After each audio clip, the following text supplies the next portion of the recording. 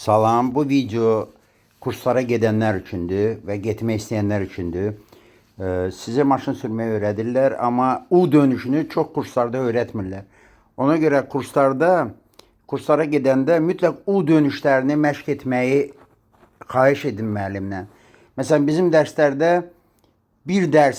tam bir dərs yalnız U dönüşlərinin öyrənməsinə həsr olunur. Nəyə görə? Çünki bu dönüşü edə bilməyən tələbə mütləq öz maşını sürəndə qəzaya düşə bilər. Ən çətin döngələrdən biri U dönüşüdür. Onu deməli müəllimdən xahiş edin ki, mütləq sizə öyrətsin. İndi bir dərsi öyrətməsə də bizim kimi heç olmasa bir 5 dəqiqə, 10 dəqiqə bu işlə məşğul olsun. Bu sizin üçün çox vacibdir. Diqqətinizə görə çox sağ olun.